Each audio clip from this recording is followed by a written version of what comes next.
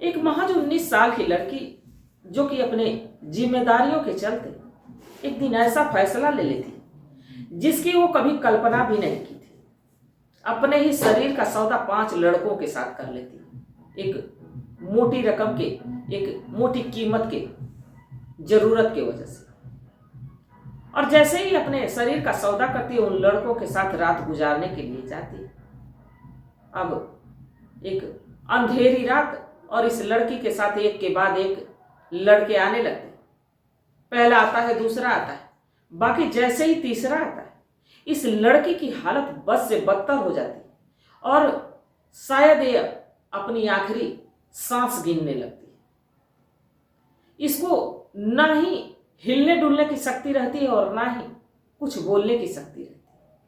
तभी एक लड़का आता है और इससे कहता है कि हम 5 तो थे ही, बाकी हमारे साथ एक हमारा दोस्त छठा भी आ गया और उसके साथ भी तुम्हें संबंध बनाना है।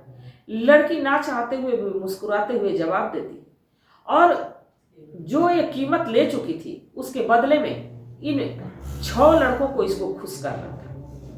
अब एक के बाद एक लड़के आते गए और इसके शरीर पे ऐसे ऐसे निशान बन गए, ऐसे ऐसे चोट के, ऐसे ऐसे घाव के निशान बन गए कि चारों तरफ से वो लहूलुहान हो गई थी।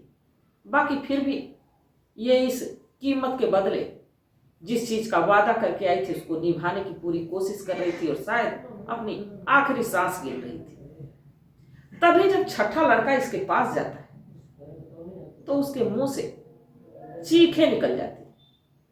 अब जैसे ही उसके मुंह से चीखें निकलती, वो बदहवास हालत में बाहर पहले भागता है, फिर उस लड़की के पास आता है। तो आखिर उस लड़की के साथ ऐसा क्या हो गया था और ये लड़का चीख क्यों रहा था और लड़की ने ऐसा फैसला क्यों लिया? तो इस कहानी को जानने के लिए हमारे साथ वीडियो में अंत तक बने रहिएगा। नमस्कार, मैं सावित्री यादव यस के क्राइम कथा में आप सभी का स्वागत करती हूँ। उम्मीद है यस के क्राइम कथा की सारी फैमिली अच्छी होगी, अपना ख्याल रख रही हो। आज इस सच्ची कहानी को मैं लेके आप लोगों के बीच हाजिर हूँ। बेहद हैरान कर देने वाली और साथ में एक बहुत बड़ी सीख दे के जाने वाली। हर कहानी से कुछ ना कुछ सीख तो मिल ही जाती, बाकी साथ साथ रोचक भी है।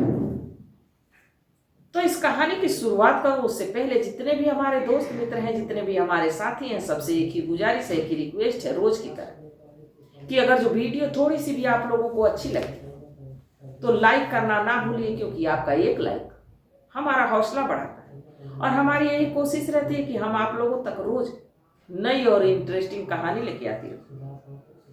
और जिस भी साथी को हमारा चैनल ज्वाइन करना होगा वो ज्वाइन भी कर सकते हैं, हमसे मैसेज के जरिए डायरेक्ट बात भी कर सकते हैं। तो चलिए ज़्यादा बात न करते हुए आज की कहानी की शुरुआत करते हैं। दरअसल आज की जो कहानी उत्तराखंड प्रदेश की यही का रहने वाला एक व्यक्ति जिसका नाम देवेंद्र होता है। देवेंद्र के परिवार में देवेंद्र की पत्नी और इसकी 3 बेटियां होती। रितिका जिसकी उम्र 24 साल, रितु जिसकी उम्र 22 साल और मधु जिसकी उम्र 19 साल। अब ये मेहनत मजदूरी करके अपने परिवार का गुजर बसर तो कर रहा था, बाकी कहते हैं कि जब परिवार में दुखों का पहाड़ टूटना रहता है तो चारों तरफ से परेशानियां आती। एक दिन देवेंद्र की एक कार एक्सीडेंट में मौत हो जाती है और जब वो इस दुनिया को छोड़ के चला जाता है तो इस घर की सारी जिम्मेदारी जो 19 साल की मधु है उस पर आ जाती है, क्योंकि इस परिवार में पढ़ी लिखी अगर जो कोई रहता है तो वो मधु ही रहती है। अपने ही इलाके से ग्रेजुएशन कंप्लीट कर चुकी रहती है। जो रितिका रहती है जिसकी उम्र 24 साल रहती, वो भी पढ़ी लिखी नहीं रहती और साथ में जो रितु रहती है वो भी ज़्यादा पढ़ी लिखी नहीं रहती। 8वीं तक पढ़ाई करने के बाद पढ़ाई बंद कर दी रहती। माँ एक तरह से मानिए तो बूढ़ी ही वो चली थी, उम्र लगभग 50 साल के करीब हो चुकी थी। अब जैसे ही देवेंद्र इस दुनिया को छोड़ के जाता है सारी जिम्मेदारी मधु पे आ जाती है और मधु अब अपने ग्रेजुएशन की डिग्री को लेके दर दर भटकने लगती है कि शायद उसे कोई नौकरी मिल जाए जिससे कि उसके परिवार का गुजर बसर हो सके। वो रोज शहर जाती और वापस लौट के आती उदासी के साथ, एक मनहूसियत के साथ। जैसे उसकी माँ की नजर उस पर पड़ती, लड़की बेहद हैरान परेशान। अब पूरा परिवार बदहाली में जिंदगी जी रहा होता है। अब ये जो मधु है, एक दिन अपने एक दोस्त से बात करती है और कहती है कि ऐसा है कि मैं देखती हूँ कि तुम बड़ी खुश रहती हो, अच्छे खासे कपड़े पहनती हो, अच्छे खासे तुम चप्पल जूते पहनती हो, सब कुछ अच्छा है, और हमें पता चला है कि तुम अच्छी नौकरी भी करती हो, अच्छी सैलरी भी। तो मधु की सहेली हंसने लगती और कहती है कि हाँ, अगर जो तुम्हें भी ये नौकरी करनी है तो मैं तुम्हें अपने साथ लेके चलूंगी। मधु कहती है कि मुझे तो नौकरी की खास जरूरत है, मैं तुम्हारे साथ जरूर चलूंगी। अगले दिन मधु अपने सहेली के साथ निकलती है और जैसे ही वो जाती है, पिज्जा हाउस में वो जाती है लड़की, मधु को भी लेती। अब जब मधु को लेके जाती है, वहां के मैनेजर से बात कराती, मैनेजर कहता है कि तुम्हारी तनख्वाह 20,000 रुपये रहेगी और तुम यहाँ पे नौकरी कर सकती हो। और एक कहते हुए उसको एक यूनिफॉर्म दिया जाता है। यूनिफॉर्म काले कलर का होता है और बिल्कुल छोटा होता है। जब मधु इस यूनिफॉर्म को देखती है तो बड़े ही संकोच में पड़ जाती है, क्योंकि सलवार सूट पहनने वाली लड़की, एक सीधे साधे घराने की लड़की, और इतने छोटे कपड़े को देख के वो परेशान हो जाती है। उस दिन तो वो घर लौट के आती है। बाकी जैसे ही घर लौट के आती है, आज अपनी माँ से कहती है कि माँ, मुझे नौकरी मिल गई। इस पे उसकी माँ बहुत खुश होती है और मधु के माथे को चूमने लगती। बाकी मधु ये नहीं बताती कि उसे नौकरी मिली कहाँ, क्योंकि आज के जमाने में ये ग्रेजुएशन जैसी डिग्री किसी काम की नहीं, क्योंकि लोग बीएड बीटीसी करके अपने हाथों में डिग्रियां लिए घूम रहे हैं, बाकी कहीं नौकरी नहीं मिल रही। अब यही एक ग्रेजुएशन की हुई लड़की को अगर जो 20,000 रुपये की सैलरी की नौकरी मिल जाती तो उस परिवार में खुशी का ठिकाना नहीं था। अब मधु की माँ माथा चूमते हुए कहती है कि तब तो बहुत अच्छा हुआ, क्योंकि आज ही तुम्हारी बहन रितिका को देखने लड़के वाले आए थे और उसको पसंद किए। अगर जो तुम नौकरी करने लगोगी तो हम लोग अच्छे से उसकी शादी कर सकते हैं, और तुम जहाँ पे नौकरी कर रही हो, जिस कंपनी में नौकरी कर रही हो, वहां से लोन भी पास करा सकती हो। अब जैसे ही ये बात कहती, मधु अपने परिवार की जिम्मेदारियों के चलते और अपनी बहनों का जब मुंह देखती तो फैसला कर लेती है कि कल से वो पिज्जा हाउस जरूर जाएगी। अब किसी तरह रात तो बीतती है, मधु को नींद नहीं आती है, क्योंकि उस कपड़े के बारे में सोच रही थी कि ये कपड़े पहनूंगी तो हमारे अंग के ज्यादातर हिस्से दिख रहे हैं। करवटें बदलती रहती है, जैसे सुबह होती वो नहाती और कुछ नाश्ता पानी करती, इसके बाद अपनी सहेली के साथ पिज्जा हाउस पहुंचती, वहीं जाके अपने कपड़े चेंज करती, और कपड़े चेंज करके जैसे ही वो पिज्जा हाउस के मैनेजर के पास आती, वो कहता है कि कैसी सुअर की तरह तुमने अपना चेहरा बना रखा है, ऐसे चेहरे पे तो कोई ग्राहक यहाँ आएंगे ही नहीं। इसके बाद उसकी जो सहेली होती है उसको एक कमरे में ले जाती है और अपने मेकअप बॉक्स से उसका मेकअप करती, इतना सजाती है, संवारती है। जब मधु शीशे के सामने जाती है तो अपने ही रूप को देख के, अपने ही सौंदर्य को देख के वो दंग सी रह जाती है। इसके बाद वो दरवाजे पे जाके खड़ी होती है। कुछ ही देर में ग्राहकों का तांता लग जाता है और इस पिज्जा हाउस में ज्यादातर पुरुष ही आ रहे थे। मधु के तरफ मुस्कुराते हुए देखते हुए सब जा रहे थे। मधु इनका वेलकम कर रही थी, कोई इसके अंगों पे हाथ फेरता तो कोई उसके बैग को छूता, तो कोई उसके हाथ को छूता, तो कोई उसके अन्य अंगों को छूता। अब ऐसे ही ये सिलसिला चल रहा था। पिज्जा हाउस में ग्राहकों का तांता लगा हुआ था। अब दूसरा दिन आता है, फिर मधु पहुंचती। अब धीरे धीरे तीसरा दिन आता है। अब इसकी आदत में हो जाता है और जैसे ही 1 महीने की सैलरी मिलती है, मधु के घर में ढेर सारी खुशियां दौड़ जाती हैं, ढेर सारी खुशियां आ जाती हैं। अब मधु अपने सारी चीजों को एक तरफ करते हुए इस नौकरी को करने लगती। बाकी इसी पिज्जा हाउस में 5 लड़के रोज आया करते थे, रोजाना एक ही टेबल पे बैठा करते थे और इनके ऑर्डर को मधु ही देखती थी और इनके पास जो चीज की जरूरत रहती मधु ही पहुंचाती थी। ये लड़के मुस्कुराते हुए मधु से पूछते हैं कि आप तो बेहद हसीन है और बेहद खूबसूरत है। आप अगर जो चाहें तो जब भी आपको जरूरत हो तो हमसे कह सकती हैं। अब मधु मुस्कुराने लगती। तभी ये लड़के अपनी विजिटिंग कार्ड को इसके तरफ आगे करते हैं और टेबल से उठते हैं, चले जाते हैं। मधु विजिटिंग कार्ड को लेके आती है, अपने पर्स में रखती है। धीरे धीरे वक्त गुजरने लगता है। एक दिन मधु की माँ कहती है कि ऐसा है कि तुम्हारी बहन की शादी की डेट फिक्स हो गई है। अगर जो तुम चाहो तो कुछ रुपए का इंतजाम कर दो, क्योंकि अपनी कंपनी से जब तक लोन नहीं लोगी तब तक मैं रितिका की शादी कर नहीं सकती। अब जब ऐसा मधु सुनती है तो मधु थोड़ी सिहर सी जाती है, थोड़ी उसको थकान महसूस होने लगती है, क्योंकि जिम्मेदारियों के चलते पहले ही पिस रही थी। अब मधु सोचती है कि कैसे मैं इतने पैसों का इंतजाम करूंगी, जबकि उसकी माँ कहती है कि 1 से 1.5 लाख रुपए का खर्च होगा और तुम कम से कम 1 लाख रुपए तो अपनी कंपनी से ले ही लो। अब जब ऐसा सुनती है तो मधु परेशान हो जाती है। अब अगले दिन जैसे ही पिज्जा हाउस पहुंचती है, चेहरा उतरा हुआ, आज उसके चेहरे पे मुस्कुराहट नहीं होती। ये 5 लड़के आते हैं, टेबल पे बैठते हैं। मधु इनको इनके ऑर्डर के हिसाब से सामान पहुंचाती है। बाकी आज एक लड़के की नजर जब मधु पे पड़ती तो कहता है कि आज आपका चेहरा उदास है, आप मुस्कुरा नहीं रही हैं, कोई परेशानी? मधु इस पे कहती है कि नहीं, कोई खास परेशानी नहीं है। इसके बाद वो कहते हैं कि हम लोग हर रोज आते हैं और हर रोज आप पे नजर रहती है। आप बेहद हसीन है, बेहद खूबसूरत है और आपकी खूबसूरती में 4 चांद तब लगते हैं जब आप मुस्कुराती। कोई तो बात है। इसके बाद मधु की आंखों में आंसू आ जाते हैं। वो कहती है कि दरअसल मेरी बहन की शादी के लिए मुझे तत्काल 1 लाख रुपए की जरूरत है और जो कि मेरे पास है नहीं।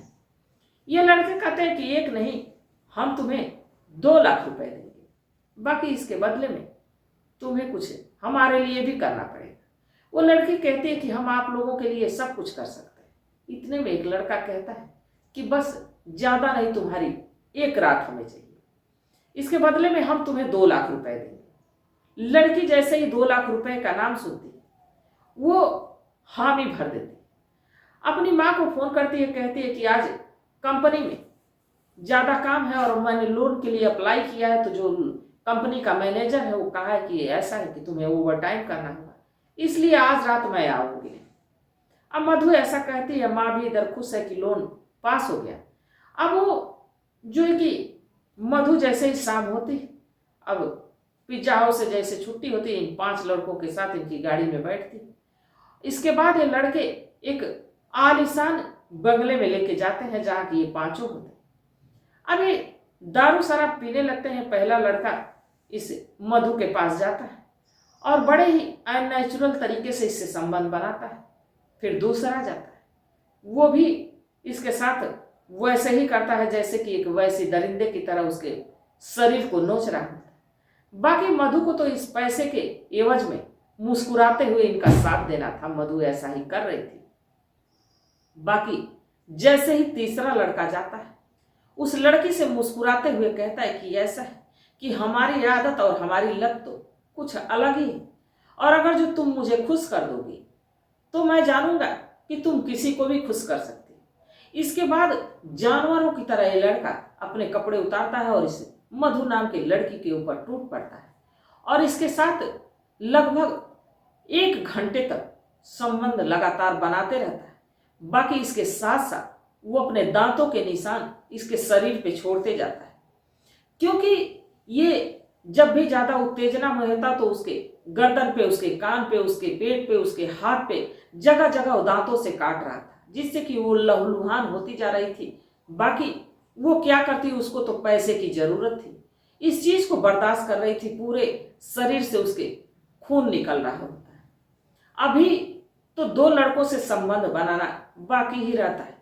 अब शायद हालत इसकी इतनी खराब हो चुकी रहती है कि अपने सांसें गिनने लगती है, उसको बिस्तर से उठने तक की हिम्मत नहीं होती।